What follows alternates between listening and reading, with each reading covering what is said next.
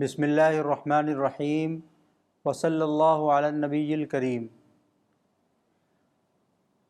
سامعین کرام، السلام علیکم ورحمۃ اللہ۔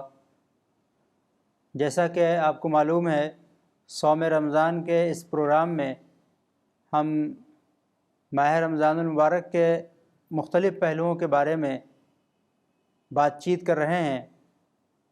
آج ہماری گفتگو کا موضوع ہے اعمال رمضان، یعنی رمضان کے مہینے میں وہ کون سے اعمال ہیں جو ہم کرتے ہیں اور اس کی حقیقت کیا ہے۔ آج ہم اس سلسلے میں پھر مولانا سے بات کریں گے اور اس موضوع پر تفصیل سے معلومات حاصل کریں گے۔ مولانا صاحب، رمضان کے مہینے میں جو چیزیں ہیں، سحری، افطار وغیرہ، ان کے بارے میں آج ہم آپ سے معلومات حاصل کرنا چاہ رہے ہیں۔ تو سب سے پہلی چیز یہ ہے کہ اس میں نیت کی اہمیت کیا ہے کہ آدمی روزہ رکھنے کے لیے نیت کرے یا نہ کرے، اس کی اہمیت کیا ہے؟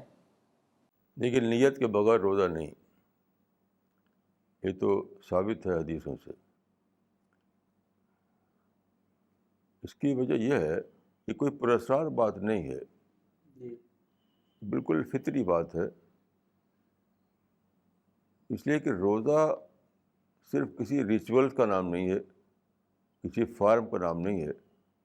لیکن فارم جو ہوتا ہے وہ آپ اپنے جسم کے ذریعے کرتے ہیں، یعنی وہ فزیکل ایکٹیویٹی ہوتی ہے وہ۔ تو روزہ وہ ہے جس میں آپ کا داخلی شخصیت جو ہے وہ شامل ہو جائے۔ نیت کا مطلب ہے آپ کی داخلی شخصیت کا اس میں شامل ہو جانا۔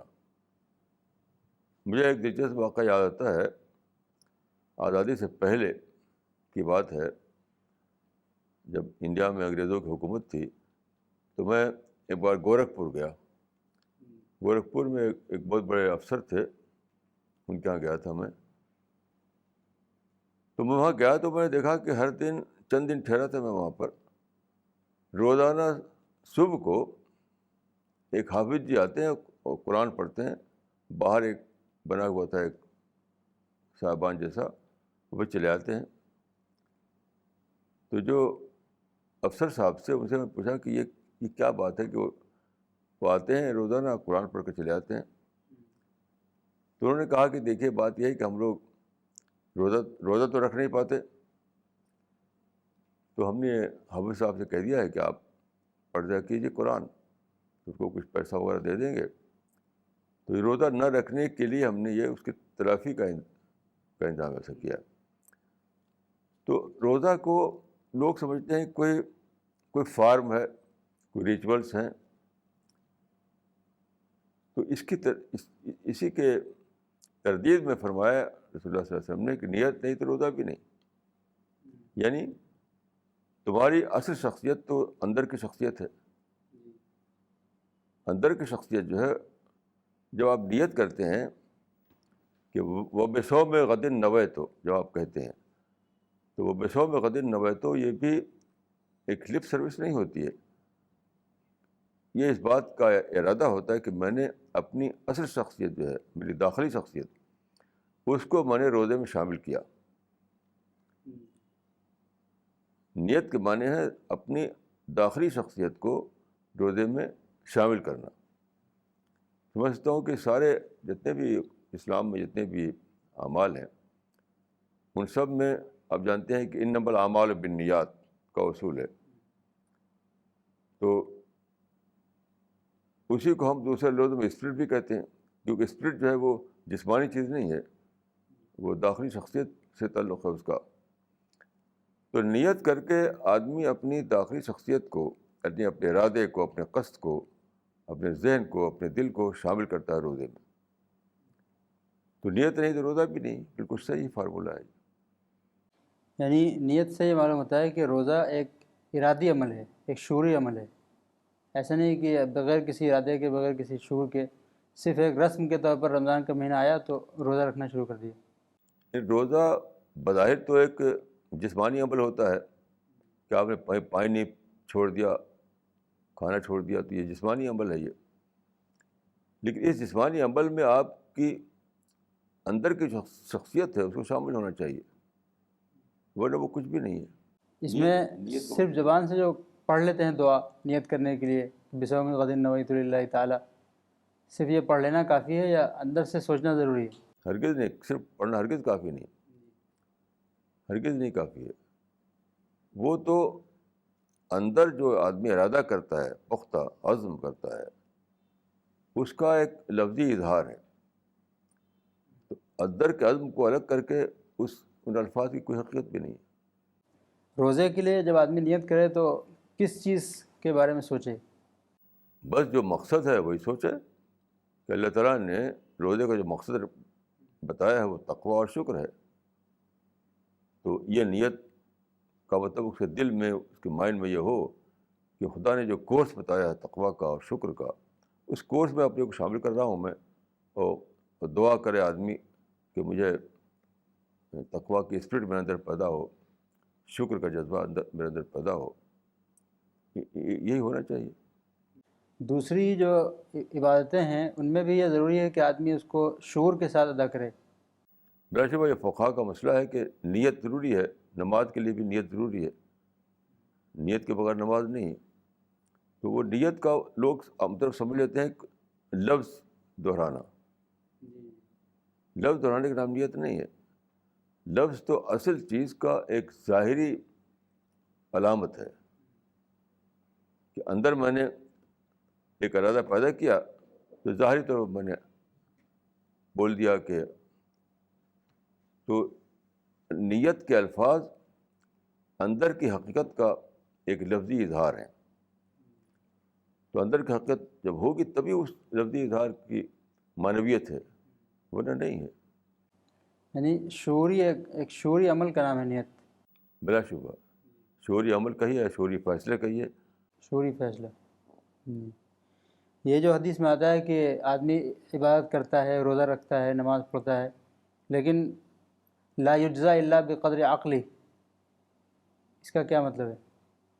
اس کا مطلب بھی وہی ہے کہ عبادت جو ہے وہ افعال ظاہری کا نام نہیں ہے اصلاً، اگرچہ افعال ظاہری اس میں ہوتے ہیں، بلکہ وہ ایک عقلی فیصلہ ہے، ایک شعوری عمل ہے، ایک سوچ کا اظہار ہے، اسی کو میں داخلی شخصیت کہتا ہوں۔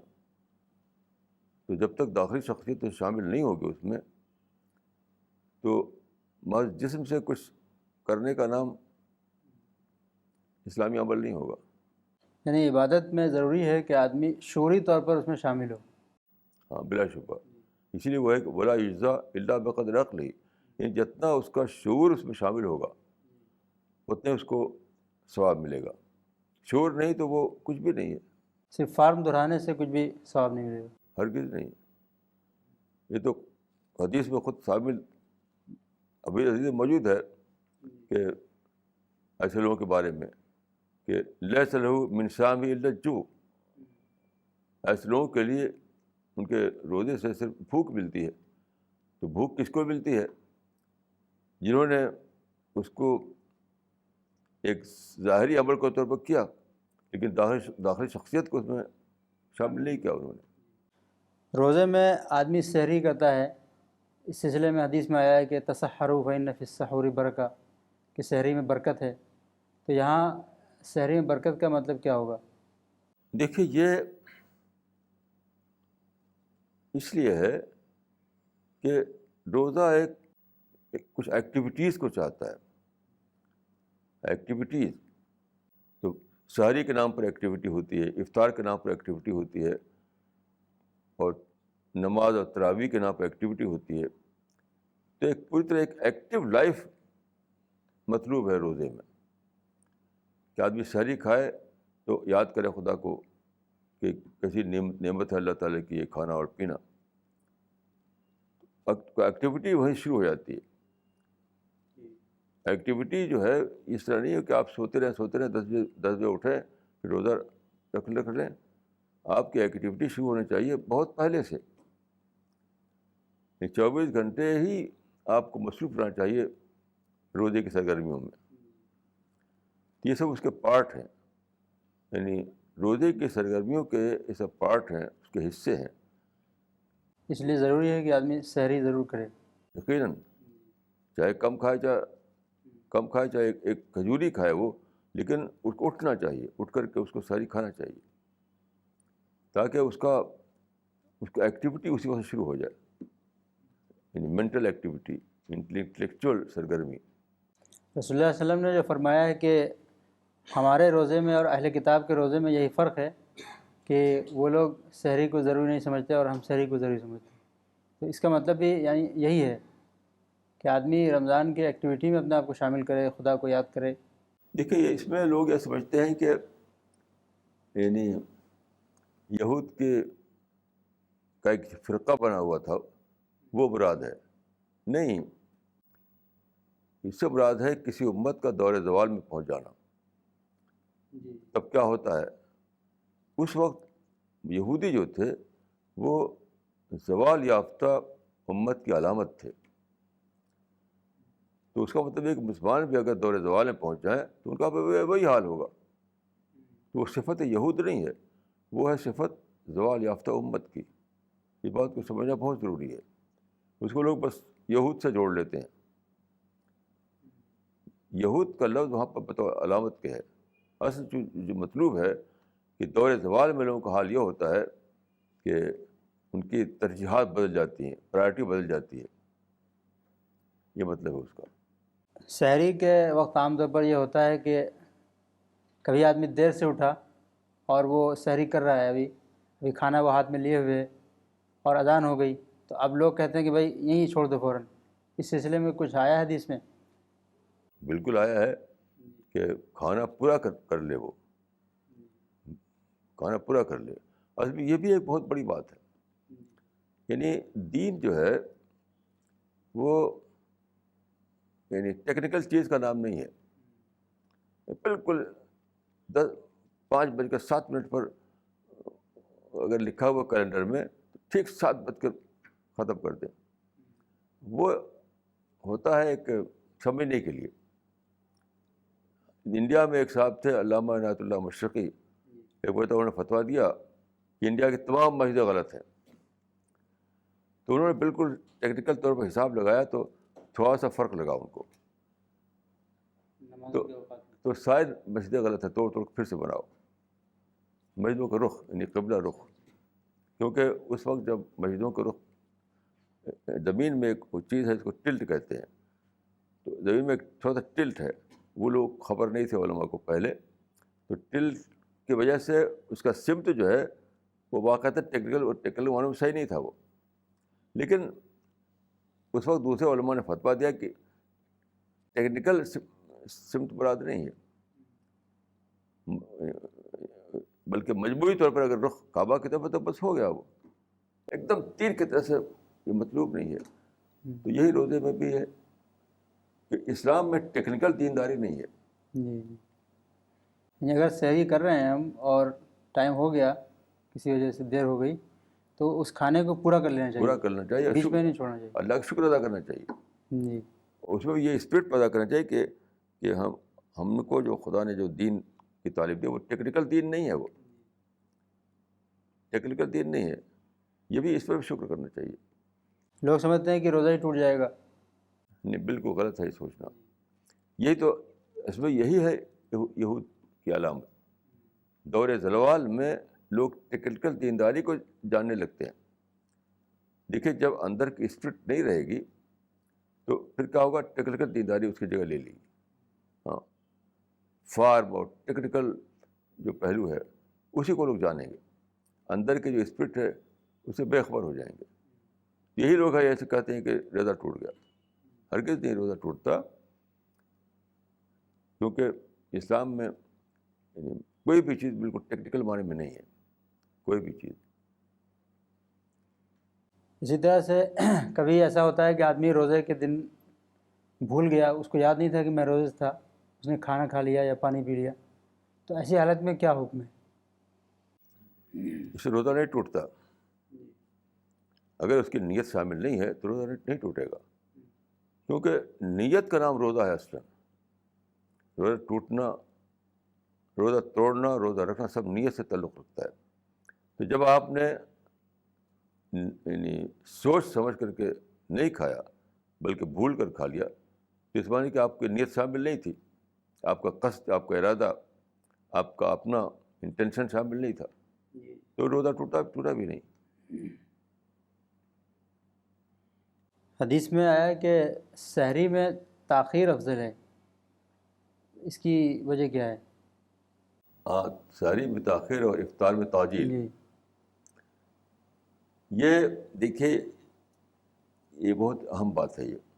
اس کا تعلق بھی اسی سے ہے کہ دور زوال میں لوگوں کا حال یہ ہوتا ہے کہ وہ ٹیکنیکل چیزوں کو اہمیت دینے لگتے ہیں کہ ٹھیک اتنے بج کر 3 منٹ پر، ٹھیک اتنے بج کر 30 سیکنڈ پر، کیونکہ وہ داخلی اسپرٹ ہوتی نہیں.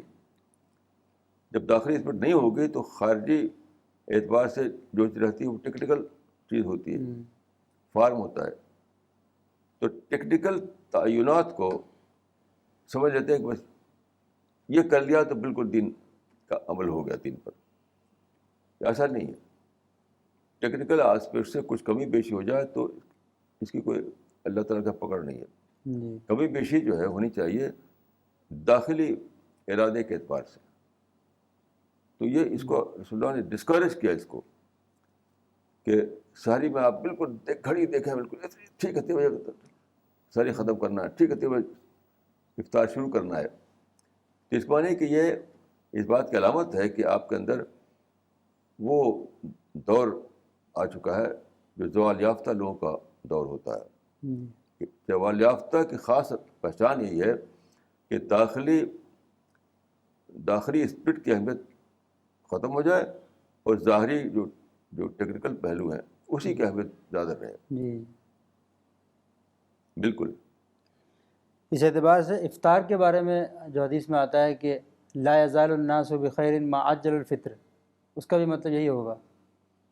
اس کا مطلب یہ ہے، اصل میں اس کے پیچھے جو مفہوم ہے اس کو سمجھنے کی ضرورت ہے. جی اس کے معنی یہ ہے کہ جب تک اسپرٹ زندہ رہے گی، الفاظ تو یہ ہے کہ لوگ خیر پر رہیں گے جب تک وہ افطار میں جلدی کرتے رہیں گے. جلدی کا معنی یہ نہیں کہ سورج دکھائی دے رہا افطار کر لیا، نہیں، وقت ہوا بس افطار کر لیا. احتیاطی اضافہ جو کرتے ہیں لوگ، بھائی 5 منٹ احتیاط کر لو. نہیں، ٹائم ہونے کے بعد بھی احتیاط کرتے ہیں جو. ہاں بالکل. کیلنڈر میں چھپا ہوا ہے، کہتے ہیں کہ بھائی 5 منٹ احتیاط کر لو، 2 منٹ احتیاط کر لو. یہ کیا ہے؟ یہ مزاج جو ہے یہ دور زوال کی علامت ہے. احتیاط کیوں کریں؟ جب ٹائم ہوگا تو افطار کر لیں. کس لیے احتیاط؟ عام طور پر لوگ احتیاط ہی کرتے ہیں. احتیاط کا تصور جو ہے وہ دور زوال کی علامت ہے. بس وقت ہوگا افطار کر لیجیے.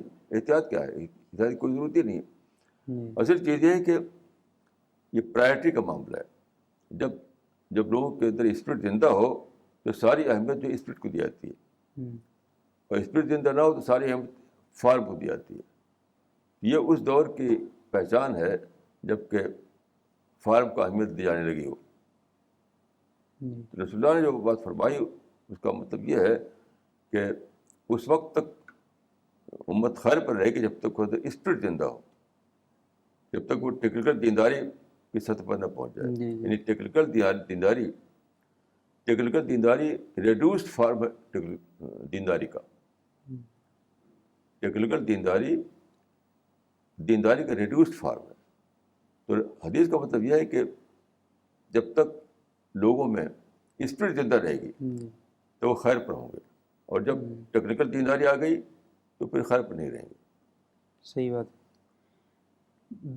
افطار کے وقت کیا آدمی کو خاص طور پر دعا کرنا چاہیے کہ وہ قبولیت کا وقت ہوتا ہے؟ اس سلسلے میں کچھ حدیث میں آیا ہے؟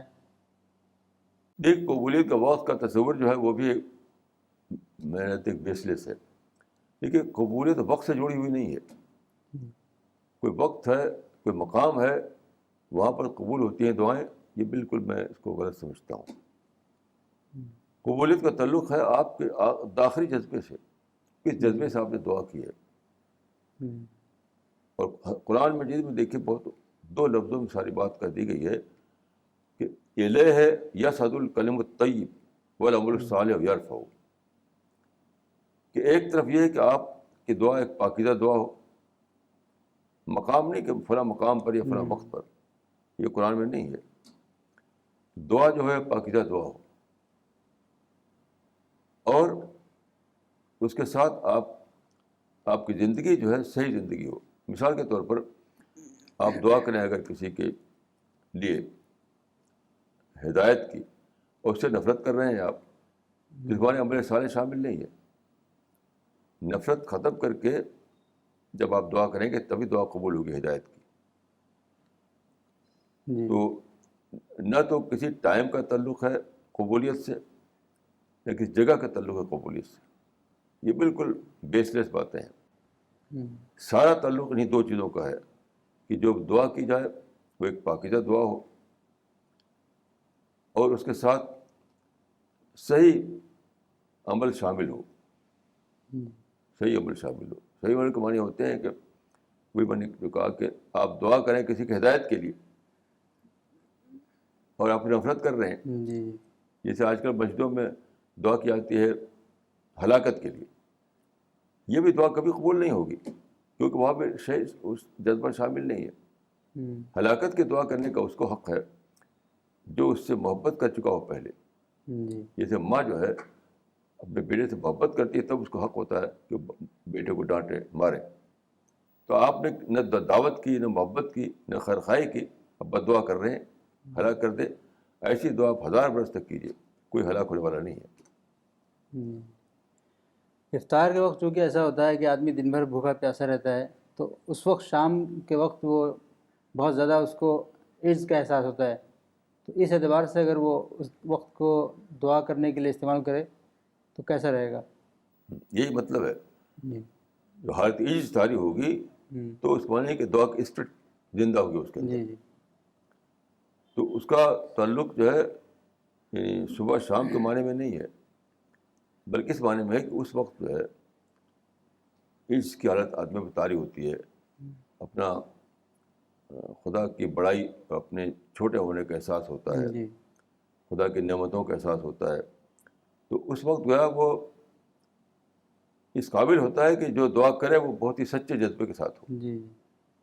تو ایسا اہمیت سچے جذبے کی ہے، نہ کسی مقام کی یا کسی وقت کی. یعنی افطار کے وقت چونکہ آدمی کے اوپر بہت زیادہ عجز کا احساس ہوتا ہے، اس لیے اس وقت وہ سچے دل سے دعا کرتا ہے، اس لیے وہ قبول ہوتی ہے. یہی بات ہے. صحیح ہے. یہ حدیث میں آیا افطار کے بارے میں کہ للصائم فرحتان، کہ صائم کے لیے جو ہے 2 خوشیاں ہیں، ایک افطار کی خوشی اور ایک خدا سے ملاقات کی خوشی. اس کا کیا مطلب ہے؟ میں تو یہ سمجھتا ہوں کہ سادہ سا مطلب ہے، فطری مطلب ہے اس کا کہ جب بھوک پیاس لگی اور اس نے اس کو سہا، برداشت کیا، پھر شام کو جب کھانا کھائے گا تو ظاہر ہے کہ بہت اچھا لگے گا اس کو. یہ ایک عام تجربہ ہے کہ بھوک کے وقت وہی چیز اچھی لگتی ہے جو پیٹ بھرا ہوا تو اچھی نہیں لگے گی. پھر یہ کہ خدا کے لیے آدمی نے صبر کیا، خدا کے لیے آپ نے آدمی کو یعنی روزہ رکھا، مشقت اٹھائی، تو اس کا بدلہ جو خدا دے گا تو وہاں پر ظاہر ہے کہ اس کو خوشی حاصل ہوگی. یہاں دنیاوی خوشی ہے، وہاں جنت کی خوشی ملے گی اس کو. یعنی جس طرح روزہ رکھ کر آدمی کو افطار کا تجربہ ہوتا ہے، اسی طرح اگر اس دنیا میں وہ روزہ دارانہ زندگی گزارے، خدا کے جو منع کی ہوئی چیزیں اس سے بچے، تو آخرت میں اس کو بھی اسی طرح کی خوشی حاصل ہوگی. یقیناً. یقیناً. رمضان کے مہینے میں ایک عمل ہوتا ہے تراویح، تو اس سلسلے میں آپ بتائیے کہ تراویح کیا ہے اور تہجد سے اس کا کیا تعلق ہے؟ دیکھیے، تراویح اصل میں یعنی تہجد کی تقدیم کا نام ہے. تہجد کو پہلے پڑھ لینا.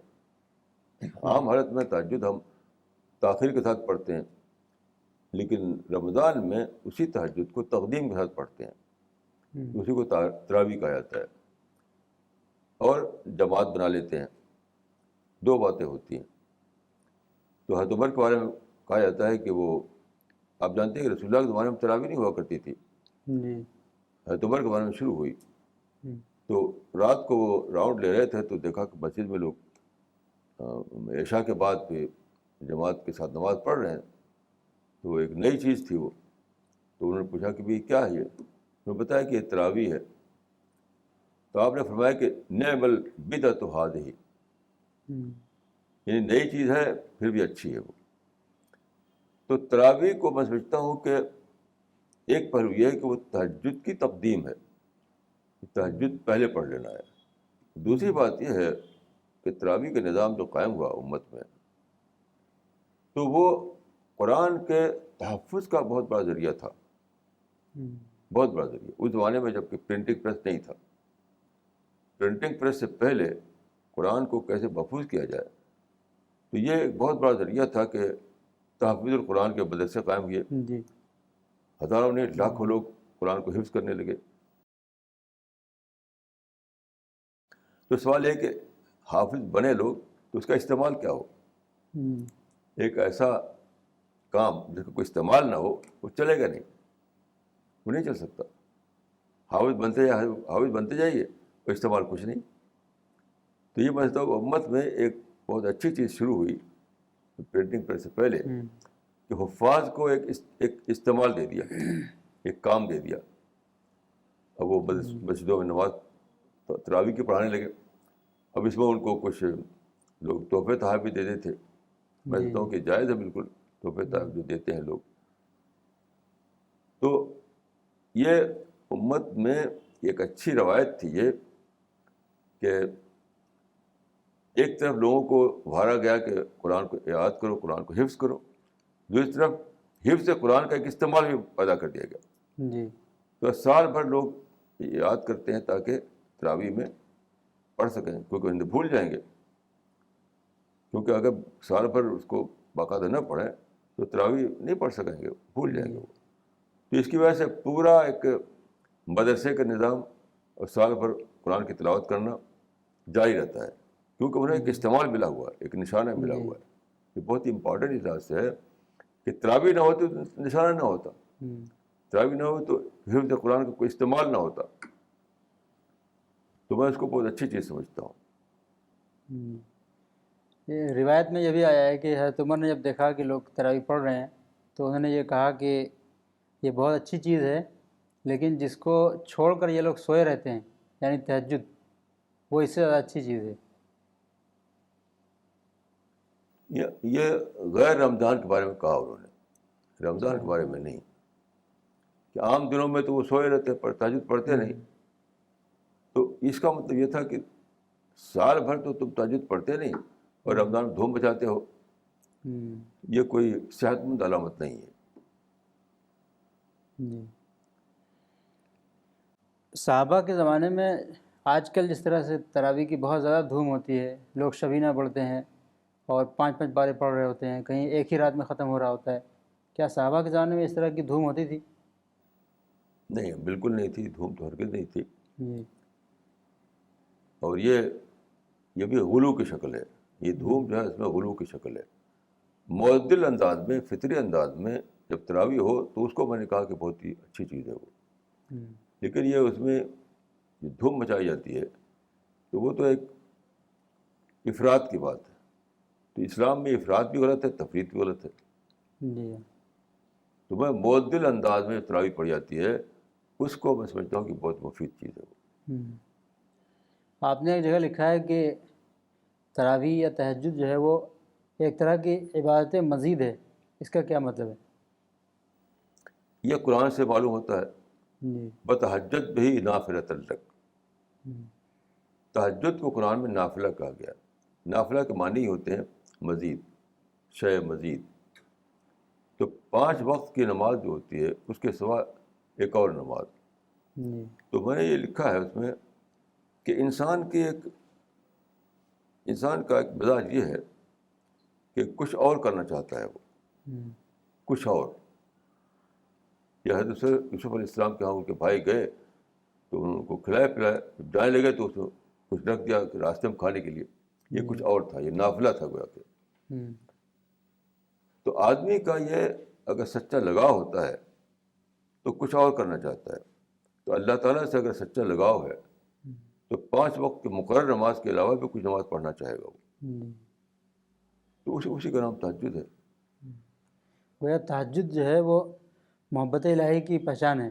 جس آدمی کے اندر سچی محبت ہوگی خدا کی، وہ اور زیادہ عبادت کرنا چاہے گا، راتوں میں اٹھ کر خدا کو یاد کرنا چاہے گا. یا محبت الہی یا تعلق باللہ کا ایک پہچان ہے. شب قدر کے بارے میں بہت فضائل بیان کیے جاتے ہیں، اور قرآن میں بھی آیا ہے اس کے بارے میں کہ وہ 1000 راتوں سے افضل ہے. تو ایسا کیوں ہے شب قدر کے بارے میں کہ وہ 1000 راتوں سے افضل ہے؟ اب یہ لگتا ہے کہ اس میں کچھ اللہ تعالیٰ کی رحمت خاص ہوتی ہوگی شب قدر میں. ایسا لگتا ہے کہ مجھے محسوس ہوتا ہے کہ اللہ تعالیٰ کی کوئی خاص رحمت ہوتی ہے شب قدر میں. اور لیکن شب قدر کی تاریخ نہیں بتائی گئی. ایک حدیث میں ہے کہ رسول اللہ صلی اللہ علیہ وسلم اعتکاف میں تھے اور وہ رات کو نکلے باہر، تو وہاں پر 2 مسلمان آپس میں لڑ رہے تھے. تو اس میں آتا ہے فطلح رجلان من الانصار فرفع. تو 2 آدمی لڑنے جھگڑنے لگے تو علم جو تھا شب قدر کا اٹھا لیا گیا. تو میں سمجھتا ہوں کہ یہ بہت ہی بڑی بات کہی گئی اس حدیث میں کہ لڑنا جھگڑنا جو ہے اتنی بری چیز ہے کہ آئی ہوئی رحمت اٹھا لی جاتی واپس. اللہ تعالیٰ نے اپنے پیغمبر پر علم بھیجا شب قدر کا، یعنی کس تاریخ کو ہوگی، لیکن جب لوگ لڑنے جھگڑنے لگے تو وہ واپس لے لیا گیا. تو کیا کہ اگر ہم چاہتے ہیں شب قدر کی رحمت کو پانا یا اور کوئی خدا کی رحمت کو پانا، تو بہت ہی زیادہ ضروری ہے کہ ہم لڑنے جھگڑنے سے بچیں. جہاں لڑنا جھگڑنا ہوگا وہاں خدا کی رحمت نہیں ہوگی.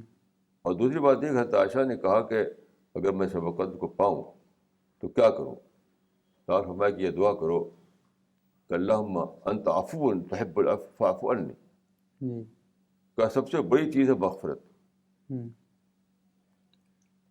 یہ سب سے بڑی چیز ہے جو شب قدر میں انسان کو مانگنا چاہیے. گویا کہ خدا کی رحمت کو حاصل کرنے کا ذریعہ صبر ہے. اگر آدمی صبر نہ کرے، لڑنے بڑھنے لگے، تو خدا کی رحمت سے وہ محروم رہے گا. بلا شبہ. دیکھیں صبر کا مطلب کیا ہے؟ پازیٹیوٹی کو مینٹین کرنا. صبر کا ضرورت کہاں پیدا ہوتی ہے؟ جہاں کوئی ناخوشگوار بات ہو، انوانٹیڈ کوئی ایکسپیرئنس ہو، کوئی مشتعل دلا دے آپ کو، کوئی نقصان پہنچا دے آپ کو، وہیں پر صبر کی ضرورت پڑتی ہے. تو وہاں پر کیا ہوتا ہے؟ نگیٹو تھاٹ آ جاتے ہیں، منفی جذبات آ جاتے ہیں، غصہ اور اشتعال اور ریونج آ جاتا ہے. تو صبر کا مقصد یہی ہے کہ اپنی پازیٹیوٹی کو باقی رکھو. پازیٹیو تھنکنگ جو ہے ہماری وہ گڑبڑ نہ ہونے پائے. پازیٹیو تھنکنگ نہیں تو دعا بھی قبول نہیں ہوگی، خدا کی رحمت بھی نہیں ملے گی، کچھ بھی نہیں ہوگا. تو صبر کو لوگ سمجھتے ہیں کہ کوئی وہ پیسیو چیز، یعنی منفعل چیز نہیں.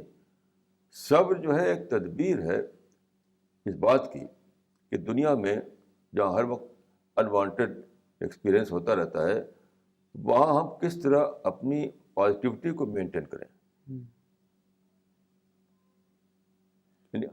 یہ ہے اس کا مقصد.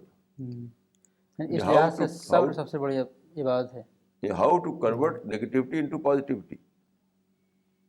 تو صبر خود عبادت نہیں ہے، صبر آدمی کو حقیقی عبادت کے قابل بناتی ہے. کیونکہ حقیقی عبادت وہ ہے جس میں مثبت جذبات کے ساتھ کرے آدمی. مثبت جذبات نہیں تو عبادت بھی نہیں. تو صبر آدمی کو اس قابل بناتا ہے، صبر کی اسپرٹ، صبر کا مزاج، کہ وہ اوائڈ کرے چیزوں سے اعراض کرے، چیزوں کو بھلاتا رہے، تاکہ اس کے دل میں منفی جذبات پرورش نہ پائیں اور مثبت جذبات میں وہ جیتا رہے برابر. تبھی اس قابل ہوگا کہ وہ سچی عبادت کرے، اور تبھی اس قابل ہوگا کہ اس سے خدا کی رحمت آئے۔ جی، صبر کے بارے میں لوگ عام طور پر یہ کہتے ہیں کہ کہاں تک صبر کریں، کیا اس سلسلے میں کوئی حدیث ہے کہ کہاں تک صبر کریں؟ تو کرنا ہی کرنا ہے۔ ہوں، مجھ سے کئی لوگ ایسا پوچھتے ہیں تو میں نے کہا کہ بھائی نماز کب تک پڑھیں، یہ کیوں نہیں کہتے آپ؟ ہوں، نماز عبادت ہے، صبر بھی عبادت ہے۔ ہوں، میں نے کہا کہ جب آپ نمازی ہیں، اذان کی آواز آتی ہے مسجد سے، تو فوراً سوچنے لگتے ہیں کہ بھائی تب نماز کا وقت ہو گیا، چلو نماز پڑھ کر کے ثواب حاصل کریں۔ اسی طریقے سے اگر آپ کو کوئی اشتعال دلاتا ہے تو وہ بھی اذان ہے، سپر عبادت کی اذان، کیونکہ قرآن مجید میں ہے کہ انما یوفی الصابرون اجرہم بغیر حساب، جی، کہ صبر کا بدلہ سب سے زیادہ ملے گا، ہوں، تو سپر عبادت ہو گئی وہ۔ بالکل، تو آپ کو جب وہ موقع آئے، جب آپ بے صبر ہو جاتے ہیں، مشتعل ہو جاتے ہیں، تو کوئی آدمی ہوتا ہے جو ایسا کرتا ہے، بھڑکاتا ہے آپ کو، پرووک کرتا ہے آپ کو، تو سمجھیے کہ وہ آدمی مؤذن ہے۔ جی، جس آدمی نے وہ بھڑکایا ہے وہ آدمی آپ کے لیے ایک مؤذن ہے، مؤذن صبر ہے، جی، وہ اذان صبر دے رہا ہے۔ کیونکہ جب اگر اس طرح کی سچویشن آئے گی تبھی تو آپ صبر کریں گے۔ جی، کوئی آپ کو خوب آپ کے احترام کر رہا ہے، خوب آپ کا بھگت کر رہا ہے، خوب آپ کی تعریف کر رہا ہے، تو آپ تو صبر کا تو کوئی موقع نہیں وہاں پر۔ تو جب صبر کا موقع آئے گا تبھی تو وہ سپر عبادت آپ کر سکتے ہیں۔ بالکل صحیح ہے۔ رمضان میں اعتکاف کیا جاتا ہے، اعتکاف کی کیا اہمیت ہے؟ اعتکاف جو ہے اسی مقصد کو جس کے لیے روزہ ہے اسی کو اور زیادہ حاصل کرنے کی تدبیر ہے، یعنی یکسوئی۔ اعتکاف کا مطلب یکسوئی۔ عام طور پر روزے میں بھی یکسوئی مطلوب ہے جی، کہ آدمی کھانے پینے کا مشغلہ نہ رکھے گا تو کچھ ٹائم زیادہ مل جائے گا اس کو۔ اسی طریقے سے اور بھی زیادہ یکسو کرنے کے لیے وہ مسجد میں بیٹھ جاتا ہے کچھ دنوں کے لیے۔ تو اعتکاف جو ہے سچ پوچھے تو اسی عمل کے لیے، یعنی عبادت ہے، ذکر ہے، تلاوت ہے، اللہ تعالیٰ کو یاد کرنا ہے، اسی عمل کے لیے، کوئی پرسرار چیز نہیں ہے وہ۔ اسی عمل کو مزید یکسوئی کے ساتھ ادا کرنے کے لیے اعتکاف کیا جاتا ہے۔ رمضان کے جو اعمال ہیں انہی کی زیادہ مرتقی صورت ہے اعتکاف۔ ہاں، یہ بالکل صحیح کہا۔ حدیث میں آیا ہے اعتکاف کے بارے میں کہ یعتکف الذنوب، اس کا کیا مطلب ہوگا؟ یہ اس کا ایک پہلو ہے کہ آدمی اپنے کو گناہوں سے دور کر لیتا ہے۔ ظاہر کہ جب آپ مسجد کے کوشے میں جا کر بیٹھ جائیں گے، سماج میں نہیں ہوں گے، معاشرے کے اندر نہیں ہوں گے، تو ذنوب سے دور ہو گئے آپ۔ کیونکہ ذنب جو ہے وہ مسجد میں تو ہوتا نہیں، لوگوں کے بیچ میں ہوتا ہے، سماج کے اندر ہوتا ہے۔ تو اب وہاں مسجد جا کر کے اگر کوئی ذنب کرے، مطلب بری باتیں سوچے، کوئی سازش کرے کسی کے خلاف۔ میں ایک صاحب کو جانتا ہوں، وہ مسجد میں قتل کی سازش کرتے تھے۔ وہ اپنے مخالف فریق جو تھا اس کو قتل کروایا انہوں نے، تو اس کی سازش انہوں نے مسجد میں کی تھی۔ تو مسجد میں بھی ذم کر سکتا ہے آدمی، کیونکہ ذم کا تعلق سوچ سے ہے۔ سوچ تو پھر بھی آپ کے ساتھ رہے گی، چاہے مسجد میں ہو چاہے سماج میں ہو۔ بالکل، سوچ کی سطح پر اپنے کو ذم سے دور کرنا پڑتا ہے۔ جی، آج کے اس پروگرام کے لیے ہم آپ کے بہت شکر گزار ہیں۔ ناظرین، یہ پروگرام انشاءاللہ اسی طرح چلتا رہے گا۔ جب تک کے لیے ہم آپ سے اجازت چاہتے ہیں۔ خدا حافظ۔